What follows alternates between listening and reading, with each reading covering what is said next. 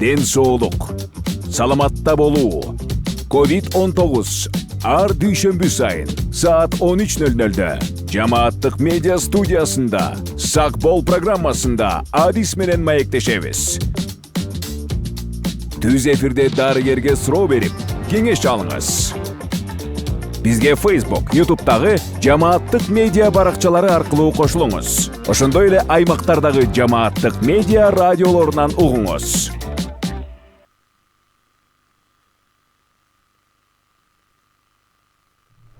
Саламатсызбы, урматтуу жамааттык медианын көрөрманы жана угарманы. Бул жолку Сак бол программасында биз ар бир жаңы төрөлгөн ымыркайлардын ден соолугу үчүн абдан маанилүү болгон темада сүйлөшөбүз. Бул аналарды эмчек сүтү менен эмизүү.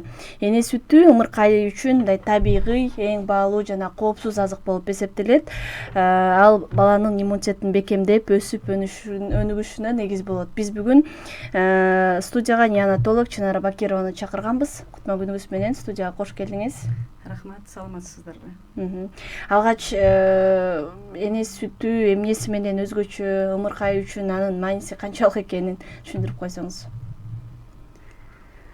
Эне сүтү бул жашоодо эң башкы ролду ойнойт. Эненин сүтү менен кандай гана адамдар чоңойгон. Биздин Чыңгыз Айтматов айткандай, адамдар жакшы сапаты ал эненин сүтүнөн жана күндүн нурунан деген. Биз балдар жаңы төрөлгөндө ымыркайларды 6 айга чейин эмчек берип эмизишибиз керек. Биз өзү кыргыздар көчмөн калк болгондуктан, өзү Азия мамлекеттери бүт эле көчмөн калк болгондуктан, биз илгертеден эле балдарыбызды эмчек эмиз чоңойтуп келгенбиз.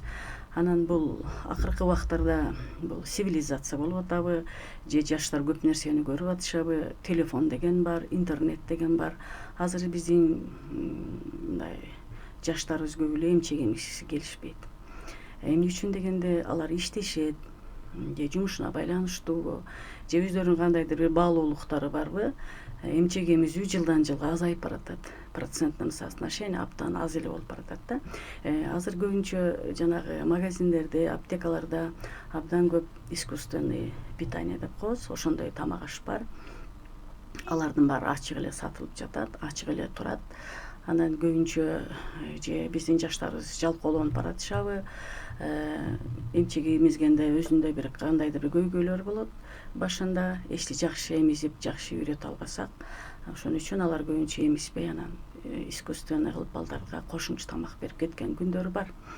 Өзү бизде закон бар о защите грудного вскармливания, регулирования маркетинга продуктов из средств искусственного вскармливания для детей деген закону кабыл алынган Кыргыз мамлекетинде.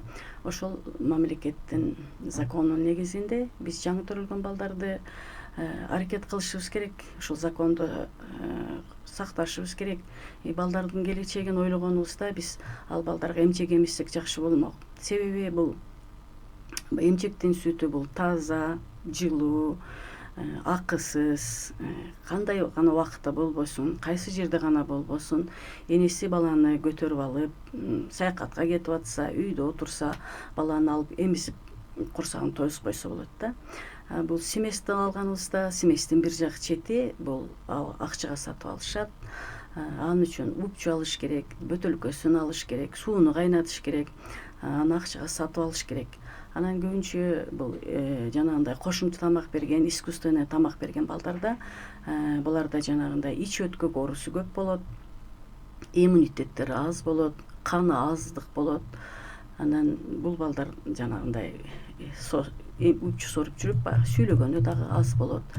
Анан кийин мындайча караганда эне деген азыркы убакта бизде деген абдан көп аутизм деген болуп атат. Сиз өзүңүз деле байкап атсаңыз керек, Менин оюмча бул аутизмге дагы бир себеп бул аялдар балдарды эмизбегени го деп ойлойм да.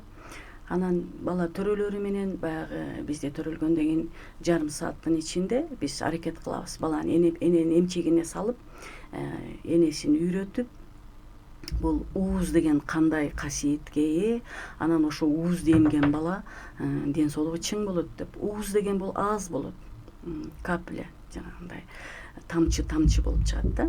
Аз болгону менен бул абдан калориясы көп.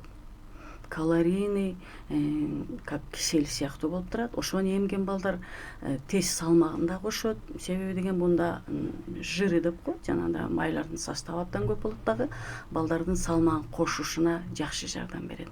Анан энеси деген баланы алып эмискенде ал балага мээрим төгөт, ал баласын кучактайт, ал балага сүйлөшөт.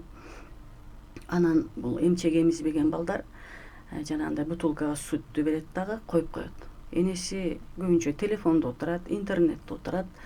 Анан ал бала жашоо ушул экен деп курсагы тойсо эки жакты карайт. Ал менен сүйлөшкөн киши жок. Психикалык жактан ал бала жакшы өөрчүбөйт. Ошондуктан да кийинки убактарда аутизмдин көп болушу да ошонго байланыштуу болуш керек деп ойлойм. Анан мен өзүм төрөт үйүндө иштейм. Жаңы төрөлгөн омыркайларды төрөлгөн кезден баштап энесинен биринчи биз көрөбүз, баланы тазалап, баары жакшы болсо энесине жарым сааттын ичинде эмчек эмиздирип, 2 сааттан салмагын тартып, анан энесин кандай эмизиш керек, кандай отуруп эмизиш керек, кандай позициялар болот бунун өзүнүн дагы. Ошол позицияларды туура сактаса, бул балдар эмчек эмип кетет. Андан кээде биздин өзүбүздүн кыздарыбыз, келиндерибизде кыска бойлук болот окшойт го. Алар эмизгилери келбейт. Себеби эмчек деген бул аял үчүн эң мындай аялуу нерсе да. Бул төрөттөн дагы бул эмчектин проблемасы мен оюмча жаман го деп ойлойм. Ушул жерде жана алардын эмизгиси келбейт деген себеби катары мисалы жалкоолук же балалуулуктарды айтып жатпайсызбы? Кошумча тамак берүүдө ал дагы 2 эсе, балким 3 эсе кошумча жумушту талап кылып атпайбы? Бул жерде муну мындай туура эмизүү техникасын ушундай кыйынчылыктардан улам эмеспи? Азыр жана интернет өнүккөн кезге байланыштуу, жаштарыбыз көп иштегенге байланыштуу мен мындай эртең менен балдарды обход кылганы киребиз. Киргенде мындан канча жыл мурдарда, бир 10 жыл мурда деле биз ак халатчандар киргенде бул кыздарда мындай адеп деген болчу да. Алар мындай азыр обход башталат деп эртең менен туруп, жуунушуп, чачтарын тарап, жанагы жаткан керебеттерин тазалап, иретке келтирип отурушчу да. Мен иштегеним 35 жыл болуп атат. Илгери ошондой болчу. Бул врачтар келет деп мындай сый мамиле кылышчу. Азыр обходко кирсең, палатада жаткан керебеттеринде эмне гана жок. Түнү алмашкан памперстери жатат, өздөрүнүн жана гигиеналарын алып чыгып ташташпайт, жеген тамак аштары жатат. Анан кирсең, саламатсыз деп кирсең да эч ким да карабайт. Баары эле абдан мындай занятой адамдардай болуп, телефондо отурушат кыздар. Бул жакта баласы деле кыйкырып атат, ыйлап деле атат. Алар телефондо отурушат.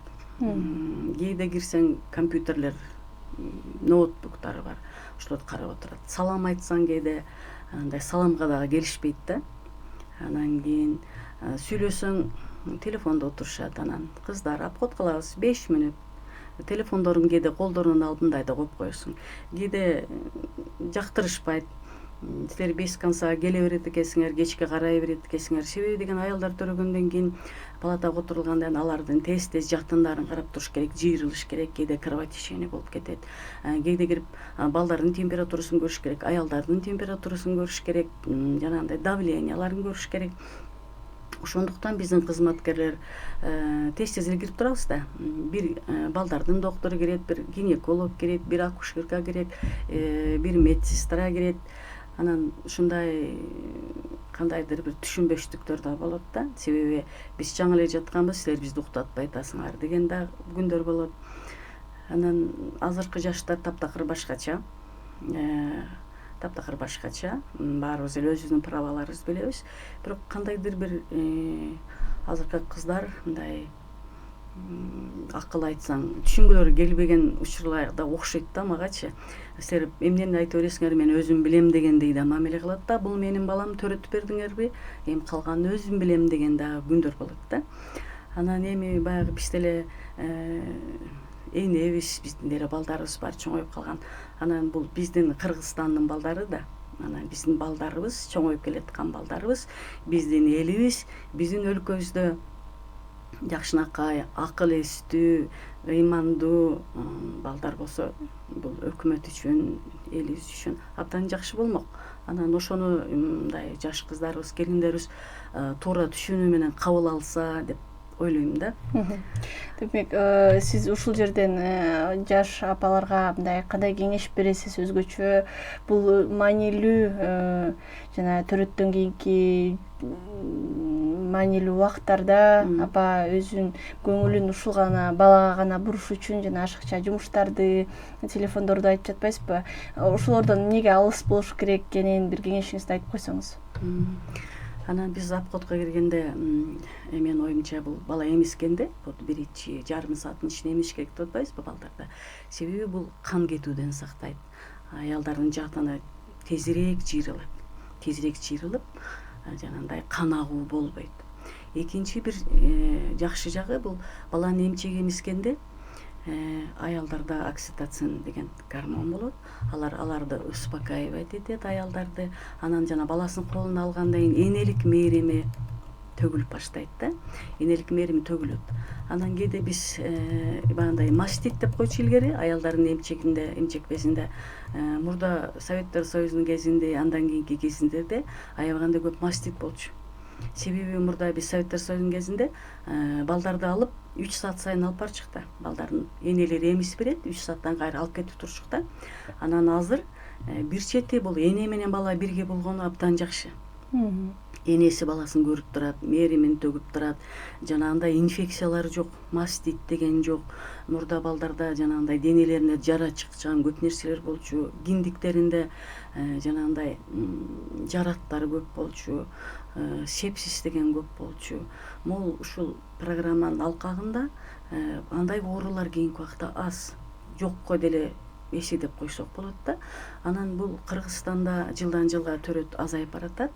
Мындан 3-4 жыл мурда абдан көп болчу. Былтыркыга караганда жанагы статистика боюнча бир 13,000-15 000 бала аз төрөлүп жатат да.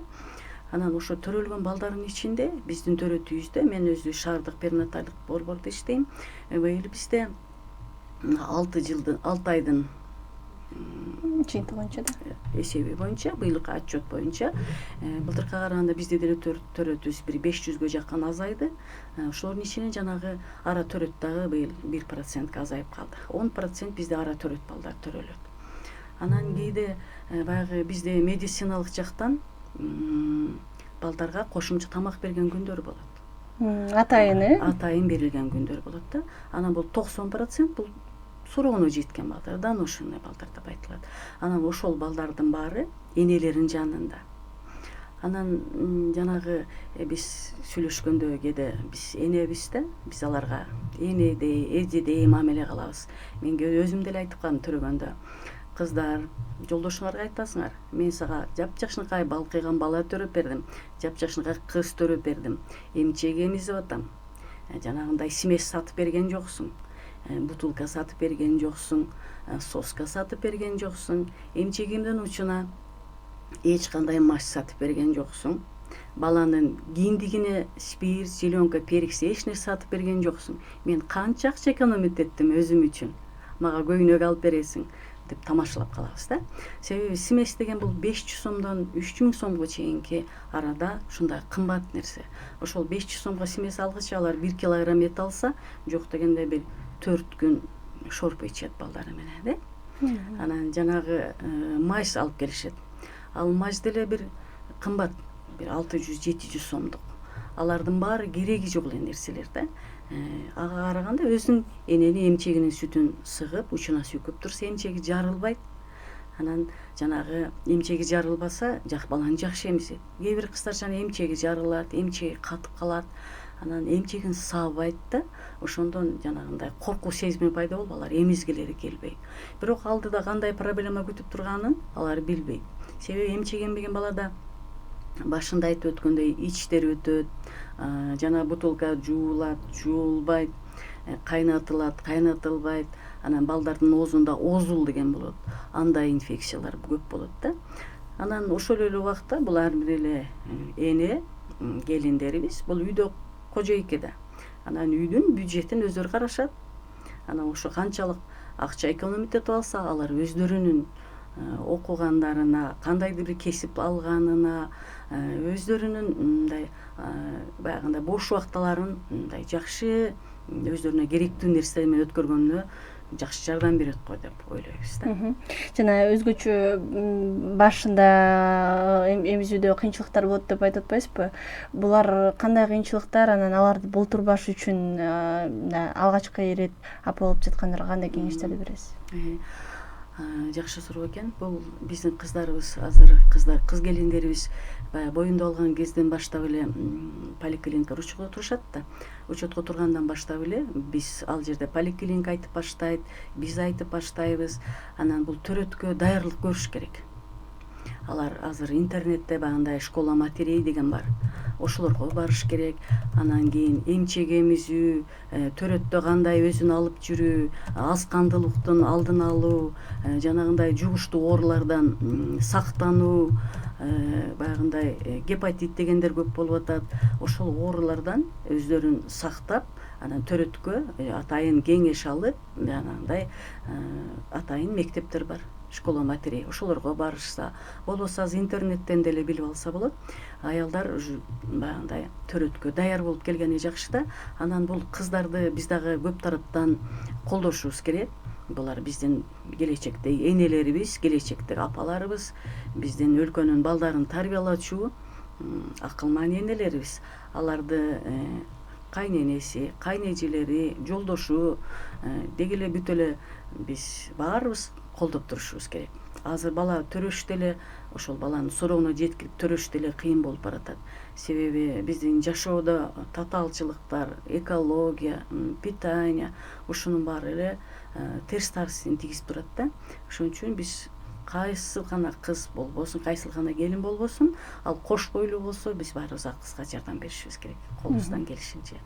Анан эмизүү аралыктары кандай сакталыш керек? Мисалы түнкүсүн канча ирет же күндүз канча ирет, ушулар боюнча түшүндүрүңүз. Бала төрөлгөндөн баштап бул жаңы төрөлгөн балдар мындай ден соолугу таза болсо, ал балдар өздөрү белги берип башташат. Жарым сааттын ичинде деп айтып атпайбызбы, биринчи жолу эмизишибиз керек. Ал балдар өздөрү эмчек издеп баштайт. Анан ал балдар өзүнүн бул эмчек эмизүүгө даяр экендигин көргөзөт да. Анан бул эмизгенден кийин бул күндүзү болобу, түн ичинде болобу, биз баланы по первому требованию деп коебуз. Баягындай мурдагыдай сааты жок.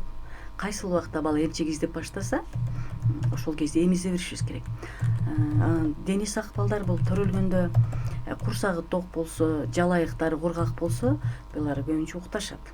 3 айга чейин балдар өздөрү тынч, энесинин мээриминде болсо, энеси кучактап, ошого мээрим төгүп жеткиликтүү, анан энеге мындай жардам берген адамдар болуп, бар жок колдоп турса, бул балдар тынч эле болот.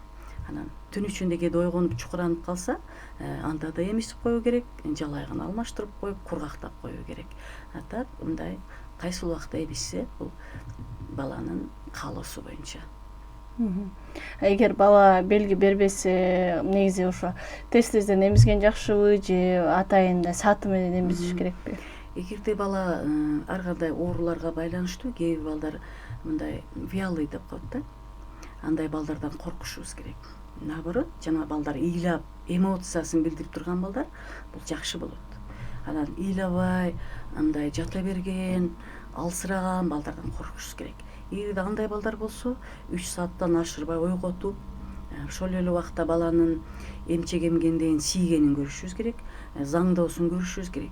Эмчектин сүтү жакшы жетип, бала жакшы эмип атса, ал бала жакшы сийип атса, мында эненин сүтү жеткиликтүү деп ойлошубуз керек да. Эгерде бала жакшы тийбей, заңдабай, уктап, саргарып, ушундай вялый болсо, анда врачка көргөзүшүбүз керек. Анын алдын алып ойготуп, эмизип да көрүп, жалайыктарын карап турушубуз керек. Ошо ымыркайды туура эмизген деген кандай болуш керек? Мындай мисалы дененин жана баланын мындай туура абалда болуп атканын кантип көзөмөлдөш керек? Ал үчүн эң биринчи биздин энелерибиз, кыздарыбыз, алар өздөрү мындай тынч болуш керек да. Анан алар жанагы кечке эле телефондон звонок келип атса, кечке эле ар ким звонить этип атса, Анан бул телефонду төрөгөндөн кийин азыраак колдонгула дейт элем да. Энеге тынчтык керек. Анан ал телефондон жакшы кабар айтышат, жаман кабар айтышат. Ошон үчүн телефонду колдон келсе азайтуу керек дагы. Эне биринчи өзү жуунуп, тазаланып, курсагы ток болуп, жайбаракат отуруп, баласын кучактап, анан колун алып, анан туура эмискенде баланы өздөрүнүн мындай позициялар болот, ключевой моменттери болот. Анан бала оозун ачып, чоң ачып издеп баштаганда баланы эмизүү керек. Эмискенден кийин ошол кезде дагы баланын эмчек эмгенде угулуп турат. Баланын соргону угулуп турат, анан сүттү жутканы да угулуп турат да. Анан бала туура эмес эмип калса, ал бала чупулдатып эле мындай башкача үн чыгат. Ошол жагын да көрүш керек. Анан бала жакшы эмип, курсагы тойгондон кийин ал бала өзү мемирип, жакшынакай мындай жатып уктайт. Анан энеси ошондо телефонду эмес, баланы карап, балага мээрим төгүп, көз байланыштуу, өзү да тынч болуу керек. Жана эмчек сүтүнүн мындай кээ бир көп көйгөйлөрдү, мисалы сүтүм аз чыгып атат, чыкпай атат деген көйгөйлөр айтат. Бул эмнеден келип чыгат, анан кантип көбөйтсө болот? Эмчек бул өзү бул баланын ырыскысы да, бала төрөлгөндө кош ырыскысы берилип атат да. Анан кээде мен тамашалап калам, силер деген талаада төлөсөңөр, необитаемый остров төрөсөңөр, каяка семейсиз издеп барат элеңер. Силер эч жака барбайсыңар да. Силер баланы аласыңар, эмизесиңер. Эмчектин сүтүнүн көбөйүшү үчүн бул баланы биз тез эмизишибиз керек. Эне баланы эмискенде, бала эмген сайын бул рефлекторуна окситоцин гормон чыгат. Анан рефлекторуна бул организм өзү балага сүтүн бөлүп баштайт. Бул даже баягындай согуш кезинде энелер балдарын эмискенде бул баланын ырыскысы. Энеси ачка болгон күндө дагы бул эненин аракети бул балага сүт чыгат. Энеси ачка калса да сүт болот. Аны биз кишини эмгенден сүтүм жок дебешибиз керек. Биринчи күндөрү бар жок эле аялдардан ак болобу, кара болобу, кыргыз болобу, Кытай болобу, ким болбосун, биринчи күндөрү уус чыгат. Бул уус аз көлөмдө, бирок ушунчалык калориясы көп болот. Мен тамашалап айтып калам кыздарга, бул 20% сливка деп коебуз го. Ошол сыяктуу анын калориясы. Ошол балага жетет. Күндөн күнгө бала чоңойгон сайын сүт дагы көбөйүп баштайт. Бул балага организм өзү иштеп чыгып, баланын курсагы тойгонго 6 айга чейин бул эненин сүтү эч нерсе менен алмаштыргысыз зат. 6 айга чейин биз баланы эмчек эмизсек, биз бала деген психикалык жактан, мындай физикалык жактан бул балдар жакшы жетилет. Организмин дагы өрчүшү дагы, баланын аң сезимине дагы эненин сүтүндө таурин деген аминокислота бар, ошол абдан жардам берет. Ошон үчүн 6 айга чейин эмчек эмизибиз керек. Демек сиз айтып аткандай, жанакы кээ бир апалар ошол сүтү анча күчтүү эмес же коюу эмес деп ойлошот. Бул демек туура эмес пикир, Бул биринчи күндөрү сүттөр мындай абдан кисел сыяктуу болуп, сапсары болот. Бул баягы уус сүт да. Андан кийин бул жерде майлары көп, жырлары көп. Бул балдар салмагы кошсун деп. Андан кийин 3-4 күндөн кийин бул сүт баягындай бопоз болуп, көгүлтүр болуп чыгып келет. Мында белок көп. Ал кезде уже балага белок керек. Ошон үчүн бул сүттүн составы, бул организм кандай акылдуу нерсе, бул өзү балага кайсыл көп керек болсо, ошол көлөмдө, ошол составда сүттү чыгарып турат. Энеси эгер ооруп калса, мисалы ошол эле ОРВИ менен, бул учурда эмизе берсе болобу? Энеси кокусунан ОРВИ болуп ооруп кала турган болсо, маска тагынып алып эмизиш керек. Наоборот, бул ОРВИ болгондо балага иммунитет керек болот. Энеси кандай гана абалда болбосун, баланы эмизүү керек. Кээде энелер температура жеткен күндөр болот. Кээде энелери жанагы антибиотик алган күндөр болот. Бул эмчек эмизүүгө эч кандай бала дени сак болсо, буга противопоказания жок. Бул эмчек эмизүүгө өзүнүн дагы бир мындай противопоказания деп коет орусча. Андай убакыттар болот. Ал кезде эмчек эмизген болбогон нерселер да болот да. Ал кезде биз өзүбүз деле айтабыз. Андай учурларда энелер өздөрү да билет. Мен эмчек эмизбей деп айткан деп. Андайлар да болот. Анан кээ бир учурда ушу ымыркай эмбей жаткан учур болсо эмне кылыш керек? Если мындай кээде ымыркайлар эмбей жаткан күндөр болуп калат, ал бала деген баягы жаңы төрөлгөндө баягындай туңгак деп коет. Туңгактары кеткенден кийин, жаңы төрөлгөн балдар туңгак болот да. Анан ошо кеткенден кийин балдар өздөрү эмип башташат. Анан если балдар вялый болуп эме албай атса, эненин сүтүн колубузду таза жууп, жанагы кашык болот го, кадимки эле кашык болот, ошол кашыкка саап баланын оозуна куюп турсак болот. Кээде сүтүн саап мындай пиалкага куйсак болот, балдар кадимкидей ошону ичет. Анан биз аларга үпчү берип койсок, баягындай өздөрү да кээ бир кыз келиндер айтат, мен баламды бутылка менен эмизип койгондон кийин эмиси келбей атат деп. Себеби бутылканын ал даяр, анын тешиги болот. А балага андай деле көп эмгектин кереги жок болуп калат. Ал өзү эле куюлуп турат да. А бала эмчек эмгенде ал аракет кылуу керек. Чоң рахмат сизге, бизге бөлүнгөн убакыт чоң наз чыгып баратат. Демек, жаңы төрөлгөн апаларга же төрөйүн деп пландап жаткан апаларга кандай кеңештерди айтасыз, жыйынтыктап айтып койсоңуз? Биздин урматтуу кыз келиндерибиз, бул эмчек эмизүү деген бул эң жакшы нерсе. Силер бул убакыт аз эле убакыт болот. 6 айга чейин колуңардан келишинче балдарыңарды кучактап, балдарыңарга мээримиңерди төгүп, анан бул жашоодо бул балдарыңыздар жакшы болсо, акыл эстүү болсо, ден соолугу чың болсо, мындан өткөн бакыт жокко деп ойлойм да энелер үчүн. Бул баягы орустар айткандай, что такое счастье десе, счастье это когда дома нет больных дейт. Анан биз өзүбүздүн балдарыбызды жаңы төрөлгөн кезден баштап эле оорукчан кылып алып, кийин ошо менен кыйналбагыдай болсок жакшы болмок деп айтат элем. Чоң рахмат сизге, убактыңызды бөлүп, өзгөчө апаларга, бала өстүрүүчү адамдарга өтө баалуу маалыматтарыңыз менен өзүңүздүн тажрыйбаңызга таянып айтып бергениңизге ыраазычылык билдиребиз. Урматтуу Жамааттык медианын көрөрманы жана угарманы, сиз Сак бол программасынын кезектеги көрсөтүүсүн көрдүңүз. Бул жолу биз ымыркайлар үчүн эне сүтүнүн мааниси, кантип туура эмизүү керектиги тууралуу сүйлөштүк. Бүгүн биздин студияда мейманда неонатолог Чынара Бакирова болду. Эфирди мен Айгерим Кубатбекова алып бардым. Кайрадан эфир аркылуу амандашканча саламатта туруңуз. Ден соолук, саламатта болуу. COVID-19 ар дүйшөмбү сайын саат 13:00-дө Жамааттык медиа студиясында Сак бол программасында адис менен маектешебиз. Түз эфирде дарыгерге суроо берип, кеңеш алыңыз. Бизге Facebook, YouTube'дагы Жамааттык медиа баракчалары аркылуу кошулуңуз. Ошондой эле аймактардагы Жамааттык медиа радиолорунан угуңуз.